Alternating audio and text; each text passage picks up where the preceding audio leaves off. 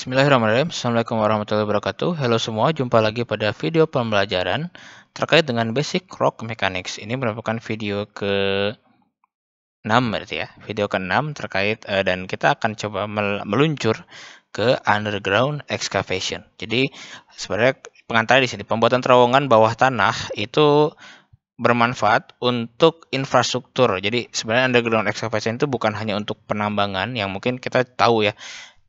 Underground itu berarti identik dengan tambang bawah tanah, tapi mungkin juga kita ingin membuat jalan di bawah tanah, terowongan jalan, ataupun water supply dan seterusnya hingga pertambangan, dan ini juga sangat bermanfaat. Nah, mekanika batuan atau rock mechanics ini bisa digunakan dalam merencanakan dimensi, bentuk, dan orientasi dari bukaan. Nah, saya akan coba batasi pembahasannya hanya terkait dengan keilmuan dari rock mechanics saja ya. Jadi di mana peran geomekanik secara umum bekerja. Jadi ketika kita bicara desain boltnya atau shock rate dan seterusnya, itu akan dibahas di lain pertemuan atau di lain kesempatan begitu ya. Nah, kita akan masuk ke bagian pertama, yaitu terkait dengan proses desain atau desain proses begitu ya. Jadi proses desain ini dari ekskavasi ini selalu melibatkan analisis, baik analisis dua dimensi maupun tiga dimensi dengan metode finite element atau yang kita kenal dengan finite different analysis. Jadi kalau kita bicara finite kan berarti elemen-elemen terbatas. Jadi kita akan coba hitung sebenarnya bisa kita kalkulasikan dengan Moore diagram dan seterusnya begitu ya. Nah, gaya utama atau major driving force adalah stress state awal. Jadi ketika kita berbicara entah terowongan yang sudah ada, terus kita akan bikin lagi, material yang benar-benar green rocks, artinya belum pernah digali, belum pernah dibuat terowongan, baik dua contoh material tersebut sama-sama memiliki stress state. Jadi semua benda sebenarnya di permukaan bumi terus turun ke bawah itu memiliki nilai stresnya masing-masing. Nah, ketika kita ingin rekayasa dalam artian mengambil ininya, berarti akan ada stres yang bekerja atau stres yang tidak stabil, atau ada stres yang keluar, yang rilis begitu ya. Entah nanti rilisnya itu tidak menghasilkan apa-apa atau menghasilkan longsor atau menghasilkan efek-efek lainnya, itu kita bisa perhitungkan dan kita bisa cegah itu terjadi. Makanya kita perlu desain proses. Lalu desain ini dilakukan dengan metode empirik dan akan lebih sophisticated ketika menggunakan metode numerical begitu ya. Nah, metode numerical dibahas di akhir, tapi nanti mungkin akan ada di video yang berbeda ya dengan topik basic rock mechanics karena itu sudah masuk ke desain gitu. Oke, kita akan masuk ke yang kita sebut sebagai in situ stress begitu ya. Jadi stres yang ada di stres yang ada di daerah situ gitu. Jadi in situ kebetulan namanya in situ. Jadi kalau di istilah geologi ada batuannya apa? In situ atau ex situ? In situ tuh ya memang dari sana, batuannya memang ada di sana. Kalau ex situ tuh kayak jatuh dari gunung, meluncur, dia masuk ke sungai, nah itu ex situ. Ya, gampangnya seperti itu ya. Jadi in situ stress itu ya stresnya di sana gitu. Memang awalnya stres itu. Nah, ini saya coba baca dulu poin-poinnya, baru saya jelaskan secara lebih mudah. Karakter dari ekskavasi dan tunnels dipengaruhi oleh stres yang rilis dari batuan yang hilang. Nah, itu seperti yang tadi saya jelaskan. Pada beberapa kasus, horizontal stress bisa menjadi keuntungan ketika penggalian dilakukan dari permukaan. Begitu. Lalu stres pada batuan biasanya diukur dengan metode overcoring. Jadi kita ternyata bisa mengukur stres di dalam bawah tanah begitu ya, tanpa harus mengambil sampelnya mungkin seperti itu. Lalu proses melibatkan pemboran pada batuan dan instalasi alat pengukur strain pada bagian pilot hole. Nah, kita menggunakan itu untuk mengukur. Jadi ada strain Gauss untuk mengukur stres yang rilis, dan juga bisa dengan cara lain yang disebut sebagai hydraulic fracturing. Nah, saya coba akan ini analogikan teman-teman. Di sini ada manhole, artinya ada lubang yang sejatinya dia itu belum jadi lubang kan awalnya. Nah, awalnya gini. Ada gempa, tidak, ada longsor, tidak. Nah, kita kenal teman-teman semua. Jadi basicnya tetap harus ada principal stress, ada stress dari vertikal, ya, ada stress dari horizontal. ya, dan ada stres dari arah kita tuh, arah kita lihat. Jadi arah dari depan situ ya. Jadi arah kamera ke sana gitu. Jadi ada 3 sumbu. Nah, ketika teman-teman kupas bagian sini, apa yang terjadi? Maka akan ada lubang di sini. Yang tadinya batuan ini memiliki tekanan ke atas, tekanan ke samping gitu ya. Jadi hilang tekanannya. Otomatis akan ada reaksi khususnya dari batuan secara horizontal. Dia akan ada menekan seperti ini karena dia merasa dilubangi di sini ya. Dia merasa diambil tekanannya begitu. Nah, itu yang dikatakan, dan yang tadi saya katakan ada dari tekanan dari samping-samping ini yang kita sebut sebagai in situ stress. Begitu ya. Jadi ada sigma 1, sigma 2, sigma 3, dan ketika di sini jadi lebih besar, maka dia akan fail begitu ya. Dia akan retak sesuai dengan kondisinya. Ketika sigma 1-nya jadi di horizontal, maka akan menghasilkan sesar naik mungkin modelnya, ataupun sesar mendatar begitu ya. Ketika sigma 1-nya jadi besar dari arah vertikal, maka dia akan menghasilkan sesar normal. Nah, rincian itu nanti teman-teman akan dapatkan di perkuliahan geomekanik. Jadi semua geomekanik akan saya jelaskan saya jelaskan kondisi in situ stress. Jadi ada satu bab sendiri terkait dengan in situ stress. Jadi ini pengantar saja. Nah, ketika dia sudah lubangkan seperti ini, nah misalkan ada pilot hole, jadi ini lubang baru teman-teman, yang tadi seperti contoh ini tapi di bagian sini ya, jadi lubang baru. Nah, di sini ada pilot hole, ada lubang awalnya yang dimana di sini ditanamkan juga atau ada instalasi alat pengukur strain, sehingga dia merasakan adanya stres yang bekerja di samping-sampingnya, misalkan seperti itu. Dan juga ketika kita melakukan coring kan begini ya, kita masukkan, dan di sini bisa jadi ketika dilakukan seperti ini terlalu besar tenaga dari sigma 1 sehingga dia akan menghasilkan tarikan legangan seperti ini yang akan menghasilkan mungkin ada core atau ada rekahan seperti ini begitu. Jadi ini caranya. Jadi kita bisa mengukur stres pertama dari di bagian pilot hole-nya ini kita bisa memasukkan alat strain gauge di situ. Nah, yang lebih umum digunakan adalah hydraulic fracturing, dan bahkan bukan sekarang, sudah lama juga sih ya. Jadi di periode 2010-an gitu ya. Jadi sangat terkenal sekali basement reservoir, di mana batuan basement di bagian paling bawah itu sengaja dibikin rekahan, dibikin fracture, sehingga di situ bisa menjadi reservoir migas. Jadi ketika ada source rock tetapi dia nggak punya jalur untuk masuk ke reservoir, kita bikin reservoir di bagian bawah dan kita sedot di sana. Gampangnya seperti itu nih. Nah, hydraulic fractures itu adalah fracturing atau pembentukan fractures akibat adanya tekanan hidrostatis atau di sini disebutkan oleh fluida. Begitu ya. Nah, fractures jadi konsepnya adalah begini. Jadi ketika kita tekan, ini juga nanti akan jadi bahasan di geomekanik ya. Jadi ada bab sendiri. Jadi ketika kita punya lubang di sini. Nah, ketika kita tekan, ketika tekanannya terlalu besar, maka mungkin di sini akan menghasilkan rekahan, fractures, dan lumpur yang kita masukkan, kita input sebagai tekanan, dia akan jadi loss ke bagian samping. Begitu ya. Nah, ini ketika terlalu besar. Atau ketika terlalu kecil tekanannya, maka dia akan menyembur ke bagian atas, akan muntah lagi ke bagian atas, sehingga menghasilkan kayak lumpur lapindo sebagainya. Mungkin ada tekanan yang ke atas. Nah, dari situlah kita harus menstabilkan tekanan. Nah, ketika dalam proses pemboran ada yang kita kenal sebagai kita bisa mengkontrol kan masuknya berapa.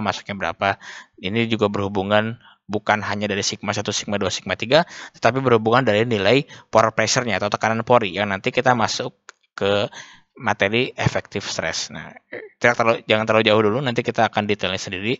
Nah, singkat cerita, dari sini kita bisa melakukan uji LOT atau extended LOT juga nanti gitu ya. Di mana kita menekan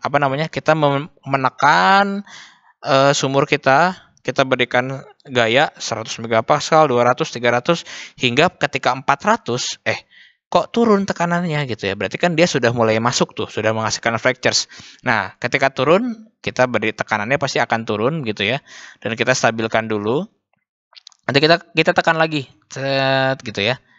Lalu dia akan turun. Nah, biasanya itu masuk ke fractures reopening. Jadi ketika dia turun, nah berarti disitulah nilai dari stresnya, gitu ya. Nilai dari batas minimum, batas fracturingnya di situ, gitu ya. Sedangkan ketika sudah melakukan fracturing, ya kita bisa naik, terus turunnya pasti akan lebih singkat naik. Singkat cerita, di sini yang pas pertama ini kita sebut sebagai dalam materi kali ini kita sebut sebagai fractures initiation pressure, atau ya fractures yang awal gitu ya. Fractures yang awal, tekanan untuk menghasilkan fractures di awal. Sedangkan yang PR ini merupakan tekanan yang dibutuhkan untuk menghasilkan fractures atau membuka kembali fractures yang ada begitu. Jadi seperti itulah kurang lebih gambaran. Nanti kita bisa bahas lengkap di mata kuliah geomekanik ya. Jadi ada bagian dari in situ stress, ada bagian dari hydraulic fracturing. Nanti kita bisa bahas di situ. Oke, lalu ketika kita berbicara underground, tentunya dari konsep tadi teman-teman, ketika kita buat lubang underground, tentunya kita memiliki tekanan ya. Misalkan teman-teman bayangkan teman-teman dihadapkan dari sebuah batu, teman-teman ingin bikin gua di depan. Jadi bayangkan teman-teman sudah punya tekanan dari arah atas teman-teman tuh, dari batu tebal yang atas, dan juga tekanan dari samping tuh, dimana kan sebenarnya batuan saling menekan satu dengan yang lain. Nah, misalkan kita mau bikin underground dengan circular tunnels, kita tentunya memiliki beberapa fungsi teman-teman. Jadi untuk tunnel yang berbentuk sirkular atau lingkaran, stres bisa dihitung dengan melibatkan vertical stress seperti tadi ya, dan juga lateral stress. Jadi lingkaran melibatkan dua hal itu, dan juga ada radial, ada stres radial, ada stres tangensial, dan shear stress yang menunjukkan arah stres pada sumbu tertentu. Jadi kalau kita bicara tunnel begini teman-teman, maka ada tekanan dari arah manapun, dari arah horizontal dan arah vertikal, dan bisa kita tuliskan di situ. Nah, variabel dapat dihitung dengan persamaan berikut. Dan kondisi tensile stress jika N kurang dari 1,3 atau N lebih dari 3. Nah, ini di sini ada perhitungannya teman-teman. Nah, ini memang cukup menyulitkan, dan memang geomekanik itu berbicara terkait dengan hitungan gitu. Jadi kalau teman-teman tidak mau menghitung, ya berarti sebenarnya tidak perlu mengambil geomekanik gitu ya, karena selalu berhubungan dengan angka. Nah, kondisi ketika stresnya terjadi stres akibat dari vertical pressure yang seragam gitu ya, nilai PZ-nya, maka kita bisa lihat sigma R sekian, sigma tetanya sekian, dan juga rho tetanya shear stressnya sekian begitu ya. Lalu ketika lateral pressure, jadi pressure yang sampingnya yang sama gitu ya, secara lateral, secara horizontal, maka perhitungannya seperti di gambar yang seperti equation yang saya sorot begini. Mungkin nggak terlalu berbeda, tetapi fungsi dari pressure-nya yang digunakan berbeda gitu ya. Tadi menggunakan PZ, dari sini menggunakan PX begitu ya. Dan tentunya kajiannya kita juga harus lihat dari orientasinya, bagaimana, apakah dia searah atau tegak lurus atau seperti apa, nanti disesuaikan dengan kondisi shear stress-nya dan normal stress-nya seperti apa ya. Nanti juga kita lihat dari tensile stress-nya, dalam hal ini mungkin sigma 3. Oke, ini untuk circular tunnel, dan juga ini untuk elliptical tunnel. Nanti mungkin bisa dirinci lagi ya di mata kuliah. Ada excavation, bukan mata kuliah, tapi di bab excavation nanti kita bisa bahas lebih lengkap. Mudah-mudahan bisa saya siapkan video pembelajarannya untuk kedepannya untuk excavation. Nah, di sini ada elliptical tunnel, mungkin sedikit berbeda ya. Ketika circular semuanya dihitung, sedangkan kalau misalkan elliptical tunnel ini berbentuk lingkaran, jadi kita hanya stres pada arah tangensial titik A dan titik C saja, jadi bagian sini dan bagian sini. Mungkin kita tidak menghitung arah vertikalnya seperti apa begitu, karena memang dari tunnelnya pun berbeda. Nah, di sini ada fungsinya, stres A seperti apa, stres C seperti apa, berhubungan dengan vertikal ya, berhubungan dengan tekanan pressure vertikalnya seperti apa gitu. Oke, ini sekedar tambahan saja teman-teman untuk support design. Dari tunnel itu kita bisa gunakan rock bolts begitu ya. Kita gunakan shortcrete atau steel set dan four place. Nanti tentunya ini berhubungan dengan bagaimana nantinya desain yang digunakan. Tentunya ini ranahnya bukan geologis ya, ranahnya udah teman-teman dari pertambangan ataupun dari geotech engineer. Nanti teman-teman yang minat ke geoteknik mungkin akan lebih teraplikatif dengan desainnya seperti ini gitu. Tapi batasan saya hanya menggambarkan bagian dari rock mechanics-nya seperti apa begitu. Oke, ini sistem empirik berkembang sejak beberapa tahun dan proses tunneling dan pertambangan didesain berdasarkan variasi skema klasifikasi batuan. Tentunya, model-model ini berhubungan dengan bagaimana sih kekuatan indeks batuannya, key indeksnya berapa, dan tentunya berhubungan dengan perhitungan-perhitungan yang tadi kita sudah sempat bahas di awal, teman-teman semua. Jadi beberapa metode kekinian digunakan antara lain metode Q index dan RMR. Jadi ada yang namanya Q index sama Q slope. Jadi kan kalau Q slope itu tentunya untuk lereng, sedangkan yang kita bahas di sini kita coba spesifikkan untuk tunnelnya begitu ya. Jadi beberapa properties batuan digunakan dalam metode Q index seperti RQD, G vector, dan SRF. Kalau misalkan Q slope kita bisa menggunakan O vector biasanya gitu ya. Nah, variabel kuantitatif lain yang dapat digunakan antara lain namanya ESR atau Excavation Support Ratio yang berhubungan dengan pembentukan tunnelnya seperti apa. Di situ ada tabelnya, nanti kita coba bahas. Jadi nilai ESR ini berhubungan dengan panjang rock boltnya nanti ataupun lebar ekskavasinya atau lebar yang digalinya sebesar apa. Estimasi nilai permanent roof support atau permanent roof support pressure atau P-roof bisa ditemukan pada fungsi antara J vector dan Q index. Artinya nanti akan ada nilai P-roof, di mana P-roof itu ya sebagai ini ya pressure yang bisa dibantu atau direkayasa untuk menahan tekanan dari vertikal, biasanya tekanan dari samping-sampingnya lah, gampangnya seperti itu. Oke, di sini ada key index yang kita sudah bahas sebelumnya. Lalu ada nilai L-nya tadi, teman-teman, ini adalah panjang rock bolt, ya tentunya fungsi dari ESR gitu ya, dan juga lebar ekskavasinya ini bisa dapat dari lapangannya seperti apa. Lalu di sini ada unsupported span, ini nanti bisa kita gunakan juga untuk variabel tertentu, dan juga nanti ada P-roof-nya bisa dihitung dengan fungsi juga selain dari key index ada JN, joint number, sama joint roughness. Nah, nilai ESR tentunya diambil dari deskripsi secara kualitatif biasanya ya, ataupun nanti ada perhitungan tersendiri sebenarnya, tapi biasanya untuk mudah kita bisa ambil dari secara kualitatif. Ketika misalkan temporary main openings, ya SR-nya akan cukup besar nilainya begitu ya. Ketika ini temporer kan berarti nggak selamanya, sedangkan ketika sudah masuk ke hal yang penting, jadi ini lebih ke arah selain dari desain dari bentukannya, juga peruntukannya begitu ya. Nanti kan berhubungan, misalkan underground nuclear power station ini tentunya akan memiliki SR yang harusnya nilainya lebih kecil begitu ya, sehingga membutuhkan panjang rock bolt yang lebih panjang nanti ujungnya kan, seperti itu. Begitu. Nanti kita coba lihat di sini. Jadi di sini ada ini fungsi dari ESR. Di sini ada bolt length ya. Jadi dari rumus tadi kita bisa terapkan di sini. Mungkin teman-teman juga sudah sempat lihat ya di sini fungsinya. Di sini ada kelas batuan. Nah, tadi kita bahas di kelas batuan itu ya. Lalu di sini ada fungsi dari key slope. Bukan key slope, rock mass quality dari Q index-nya tadi. Key system, key index begitu ya. Lalu di sini nilai SR-nya, dan di sini bolt length-nya in meter for SR sama dengan 1 begitu ya. Jadi diasumsikan boltnya 1 misalkan gitu ya. Jadi kita bisa lihat beberapa modelnya dan seterusnya begitu. Oke, masuk ke support types atau tipe dari supportnya. Tentunya ketika bentuknya rock mass class-nya seperti apa, teman-teman bisa lihat di bagian samping ini. Maka excavation-nya bentukannya bagaimana, lalu bagaimana pembentukan rock bolt-nya, shotcrete-nya, steel stats-nya. Biniawski sudah membuat klasifikasi ini yang nanti bisa dihubungkan langsung gitu ya.